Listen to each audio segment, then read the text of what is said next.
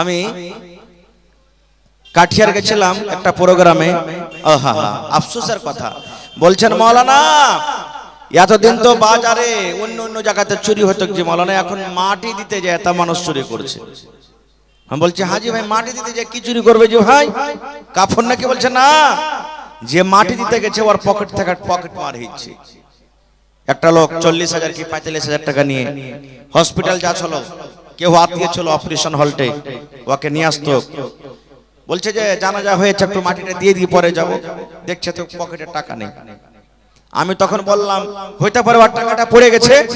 বলছে না জি মৌলানা একজন আর পড়বে, পাড়ায় জানাজা তখন হয়ে গেছে, কার 1500 কার 2000 কার 500 কার কিছু এরকম ভাবে হারাইতে থাকছে, চুরি হয়ে থাকছে। হে আল্লাহ, মুসলমান কত আমরা পড়ে গেছি রে ভাই। যে কবরস্থানে যে আল্লাহর ডর আল্লাহর ভয় না করে আমরা এখনো চুরি করছি। হযরত ওসমান গনি রাদিয়াল্লাহু তাআলা আনহু কবরকে যখন দেখতেন কাইন্দে কাইন্দে কাইন্দে চোখ দিয়ে পানি ঝরে ঝরে সমস্ত দাড়ি ভিজে যেত, এত কাঁদতেন কবরকে দেখে। তখন একজন জিজ্ঞাসা করলেন, ওগো ওসমান, আল্লাহর নবী জাহান্নামের বয়ান করেন, জাহান্নামে এই আযাব আছে ওই আছে, জাহান্নাম দেখে তুমি অত কাঁদো না, জাহান্নামের কথা শুনে অত চোখে পানি দেখা যায় না, যত কান্দন তুমি কবরকে দেখে কাঁদছো, কারণটা কি? হযরত ওসমান রাদিয়াল্লাহু তাআলা আনহু কি বলেছিলেন শুনেন। হযরত ওসমান রাদিয়াল্লাহু তাআলা আনহু বলেছিলেন, আরে আল্লাহর নবীর সাহাবীরা, নবী বলেছেন মানুষের মৃত্যুর পর মানুষের যখন মওত হয়ে যাবে সর্বপ্রথম মানুষকে কবরের ভিতরে রেখে দেওয়া হবে রে। আর কবরে রেখে দেওয়ার পর আল্লাহর দুইজন ফেরেশতা তার কবরের ভিতরে আসবেন, তাকে উঠিয়ে বসিয়ে দিবেন, আর উঠিয়ে বসার পর তাকে তিনখানা প্রশ্ন করবে, আর বিজুবানে সওয়াল করা হবে, আর বিজুবানে আমাকে আপনাকে জবাব লাগবে। হযরত ওসমান বলেন, নবী বলেছেন কবরের পরীক্ষাতে যারা পাস করে যাবে কিয়ামতের দিন প্রত্যেক জায়গাতে পাস করে যাবে, আর কবরের পরীক্ষাতে যারা ফেল করে যাবে রে, কবরের পরীক্ষাতে যারা পার করতে পারবে না কিয়ামতের দিন প্রত্যেক জায়গাতে সে ফেল করে যাবে। যার গুনাহ খাতা মাফ, আল্লাহ রাব্বুল আলামিন আগেকার গুনাহ মাফ করে দিয়েছেন, পিছাকার গুনাহ মাফ করে দিয়েছেন। দুনিয়াতে যে সাহাবী জান্নাতের খুশখবরি পেয়েছেন, যে সাহাবী ইয়াত নবীর সামনে একদিন দান করেছেন, উট দিয়ে দিলেন নবীকে, নবী বললেন দান করো রে। ওসমান গনি উট দিয়ে দিলেন, ওসমান গনি ঘোড়া দিয়ে দিলেন, সোনা দিয়ে দিলেন, চাঁদি দিয়ে দিলেন। নবীজির চাঁদির টাকা গলা এরকম ভাবে সোনার টাকা গলা উছলাইছেন আর বলছেন, ওসমান রে আজ থেকে তুই যা করবি রে বাবা আল্লাহ তোর গুনাহ মাফ করে দিবে, আজ থেকে তোর গুনাহ মাফ, তোর গুনাহ মাফ, তুই এত আল্লাহর রাহে দান করেছিস, আল্লাহ তোর গুনাহকে মাফ করে দিবেন। এরকম সাহাবীরা মুসলমান কবরে গিয়ে দেখেন, কবরকে দেখে এত কাঁদছে, কান্দে কান্দে কান্দে চোখের পানি ঝরে যায়। আহা হা, দেখেন মা খালার পেন্ডালটা ছোট হয়ে গেছে বলে, তো মা খালা একটু সাইডে সাইডে আপনারা বসেন, বহিনেরা যারকে জায়গা হয় না একটু আরাকে জায়গাটা দেন, একটু মেহেরবানি করে সাইডে সাইডে বসে। তো ভাই আমার, আমি বলছিলাম কি, আদম নবী যখন সব বলে দিলেন তখন আল্লাহ তাআলা বললেন যে সিজদা করো, কাকে? আদমকে। কারণ কি, আদম পড়িতে পারলেন, ইমতিহানে পাস হয়ে গেল, ফেরেশতারা পারলে না, আল্লাহ বলছেন মাটির আদমকে সিজদা করো, সব সিজদা করলেন ইল্লা ইবলিস। এই দেখেন ইবলিস কিন্তু সিজদা করলো না। ইবলিসটাকে জানেন, খুবই পড়ালেখা মানুষ, ইবলিসটা খুব পড়ালেখা মানুষ, এত পড়ালেখা যে কহার কথা নাই। জান্নাতে আল্লাহ তাআলা রেখেছিলেন তাকে, ইবলিসকে জান্নাতে রেখেছিলেন। অন্য অন্য কিতাবে আমি পড়েছি লিখেছে যে ওর নাম ছিল হারিস, ইবলিসের আগে নাম ছিল কি হারিস, বা অন্য অন্য কিতাবে আরো কিছু নাম লিখছে। এবারে আল্লাহ তাআলার একটা কথা মানলে না, আদমকে সবাই সিজদা করলে ফেরেশতারা কিন্তু ও করলে না। আল্লাহ তাআলা বলছেন যে এই তুই কেন সিজদা করবি না? তখন ও কি বলছে জানেন, আল্লাহ যে আদমকে আমি সিজদা করব না। আল্লাহ বলছেন কেন তুই সিজদা করবি না? এবার ইবলিস বলছেন, আল্লাহ তুমি আমাকে আগুন থেকে বানালছো, আল্লাহ আগুন ওপর দিকে লাফিয়ে লাফিয়ে উঠবে, আর মাটির আদমকে তুমি মাটি থেকে বানালছো, মাটি যত উপরে ফেলো আল্লাহ নাম দিকে এসে পড়বে।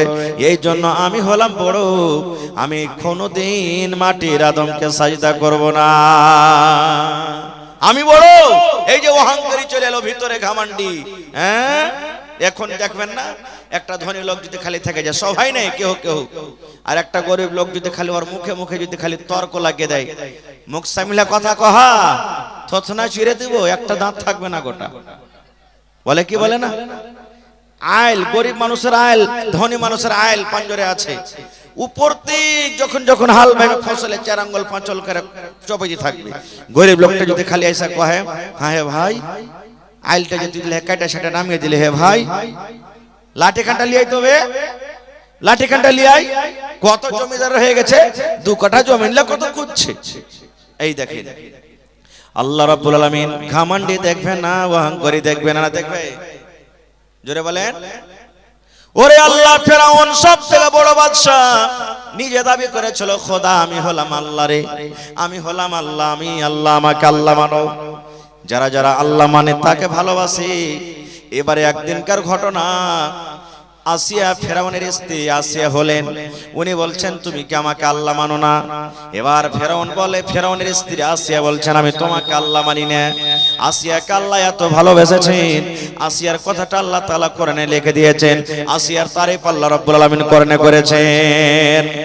এবার ফেরাউন বলে, আসিয়া তুমি আমার বিবি, আমি তোমার হাজবেন্ড, তোমার শওহর, তুমি আমার কথা কেন মানবে না? আসিয়া বলেছিলেন, এ আমার মায়েরা খালারা শুনেন, আসিয়া বলেছিলেন, এ ফেরাউন তুমি আমার স্বামী হতে পারো, স্বামী হিসাবে তোমার কথা মানবো, স্বামী হিসাবে যেটা তুমি আদেশ করবে সেটা শুনবো, কিন্তু খোদা হিসাবে যদি আমাকে কোনো আদেশ করো, রব হিসাবে যদি তুমি আদেশ করো, আমি তোমাকে রব মানি না রে, তোমাকে আমি রব মানবো না। তুমি আমার স্বামী, তোমাকে স্বামী মানবো, কিন্তু রব তোমাকে আমি মানবো না। আমি রবকে মানবো যে তোমাকে সৃষ্টি করেছে, যে তোমাকে খানা খাওয়ায়, আর আমাকে যে খানা খাওয়ায়, আমাকে যে সৃষ্টি করে আমি ওকে রব মনে করব, তাছাড়া আমি রব মনে করব না।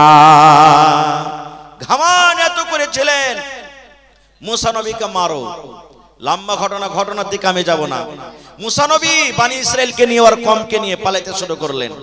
পালাইতে পালাইতে আগে নীল দরিয়া সমুদ্র পড়ে গেল, পিছনে ফেরাউন তার লস্কর দড়িয়ে চলে আসছে।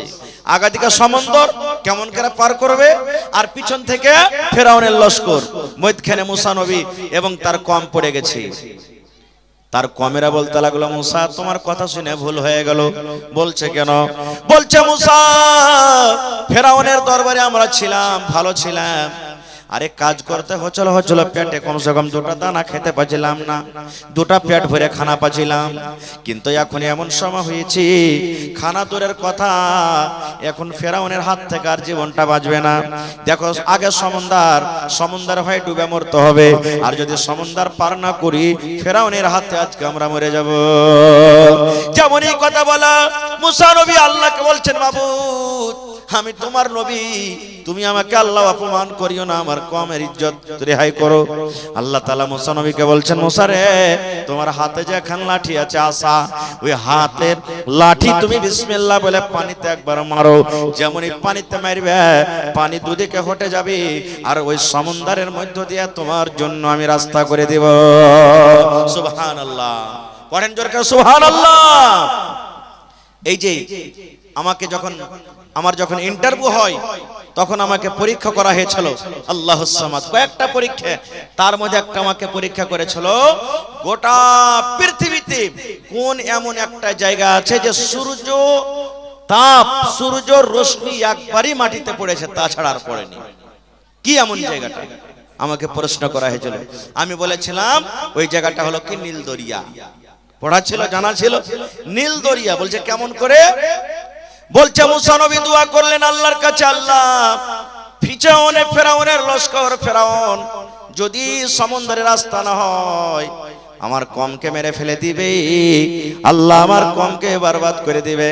আল্লাহর আদেশে মুসা নবী সমুদ্রে লাঠি মারলেন, পানি দুদিকে হটে গেল। পানি যখন দুদিকে হটে গেল সমুদ্র শুকা হয়ে গেল। এবার শুকা সমুদ্রে সূর্য রশ্মি পড়বে না? পড়বে না? বলেন পড়বে না? পড়বে না ভাই? দুদিকে পানি হটে গেল, আর মধ্যখান দিয়ে রাস্তা হলো। তো সূর্যের ওখানে রোশনি পড়বে না, পড়বে না? শুকা জায়গাটাতে পড়ে গেল, রাস্তা হয়ে গেল। মুসা নবী তার লস্কর নিয়ে পার হয়ে গেলেন। ফেরাউন দৌড়াতে দৌড়াতে তার লস্কর নিয়ে নিয়ে এইবারে সমুদ্রে লাফিয়ে পড়ে গেছে রাস্তাতে। আরে ফাঁকা রাস্তা আছে, চল ধর আমরা পার হয়ে যাব।